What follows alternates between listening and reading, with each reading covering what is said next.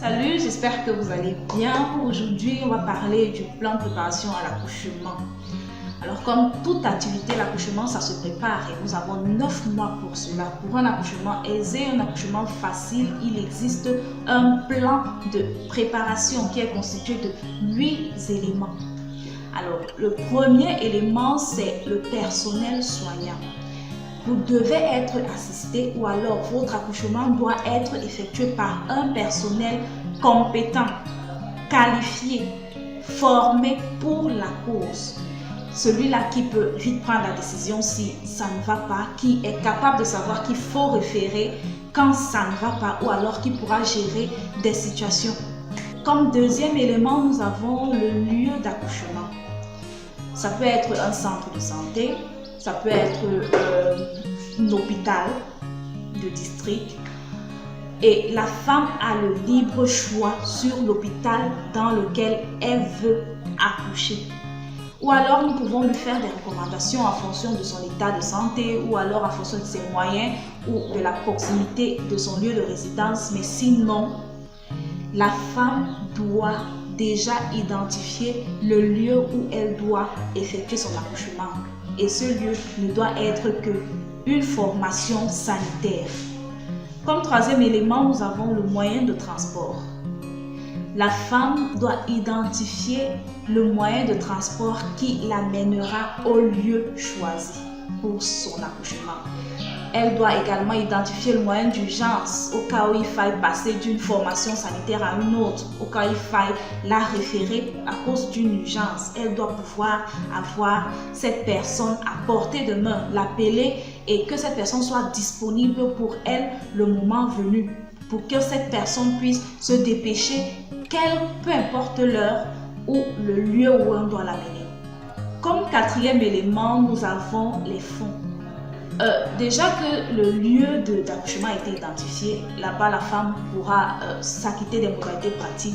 Elle se doit donc d'épargner de l'argent pour son accouchement, sans oublier qu'il y a deux modes d'accouchement, l'accouchement par césarienne et l'accouchement par voie basse. Ces deux modes d'accouchement ont des prix différents et elle doit pouvoir se préparer pour les deux modes d'accouchement, au cas où ce sera un accouchement par voie basse ou alors un accouchement par césarienne. Nous devons de nous assurer qu'elle est en train d'épargner pour ces accouchements-là. Et aussi, nous devons de nous assurer qu'elle pourra disposer de ses moyens quand le besoin se fera sentir. Donc, que ce soit via les Orange Money, que ce soit apporté. Comme élément suivant, on a le soutien. Le soutien peut être l'accompagnant. Il faut qu'elle choisisse la personne qui viendra l'accompagner à l'hôpital, qu'elle puisse choisir la personne qui pourra rester avec les autres enfants à la maison, par exemple, ceux qui en ont plusieurs, qu'elle puisse choisir la personne qui pourra prendre la décision quand le besoin se présentera. S'il faille faire une opération, par exemple, qu'il y ait une personne qui puisse prendre la décision, ou alors s'il faille faire une transfusion sanguine, elle doit leur prévenir. Elle doit faire savoir à ces personnes que son choix s'est porté sur eux. Ceci leur permet de se préparer sur le plan psychologique. À n'importe quelle heure, on m'appellera pour telle situation ou X situation. L'élément suivant, c'est les donneurs de sang. C'est pas un truc qu'on prévoit, on souhaite généralement, mais on peut le prévoir. Il faut déjà qu'on identifie une personne de groupe sanguin au plus, par exemple, ou au négatif, qui pourra donner le sang lorsque ce sera nécessaire. Si c'est que c'est nécessaire, il faut que la personne soit prête pour agir, pour se déplacer, peu importe l'heure, afin de venir donner du sang. Un autre aspect, c'est le sac d'accouchement. Le sac que la femme doit amener à l'hôpital pour son accouchement. Le petit nécessaire qui contient généralement le bébé chéri, l'ensemble des membres caleçons, alors les barboteuses. Ça contient également les serviettes, il y a les couches carrées à l'intérieur, on a des draps. On a aussi les habits de rechange de la maman. Il y a également les slips de la maman. Il y a aussi les garnitures. Et maintenant, ça dépend dans les hôpitaux. Parfois, on demande d'apporter de l'eau de javel et le Pax pour nettoyer la salle. Donc, elle doit déjà apprêter son sac d'accouchement 2 semaines au moins avant la date probable qui a été fixée. Ceci dit, lorsque elle sentira déjà qu'elle est en contraction, elle va tout simplement porter son sac, appeler la personne qui doit l'accompagner à l'hôpital, chercher le moyen de transport et se rendre dans l'hôpital de son choix, très facilement.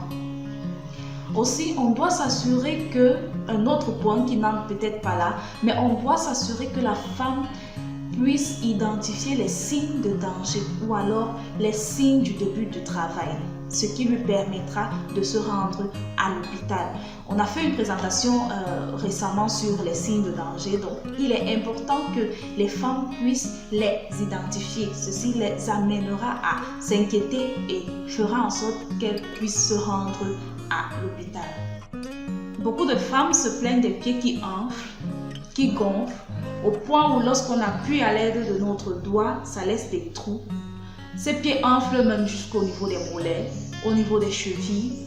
Elles s'interrogent sur les différentes causes, sur les conséquences, ne savent pas quelle conduite tenir face à cela. Alors la réponse à toutes ces préoccupations feront l'objet de notre prochaine présentation. Et pour ne pas rater cela, il suffit tout simplement de vous abonner et de cliquer sur la cloche de notification. Et aussi, n'oubliez pas surtout de partager pour permettre aux autres de nous retrouver dans notre aventure obstétricale. Une fois de plus, merci pour votre aimable attention.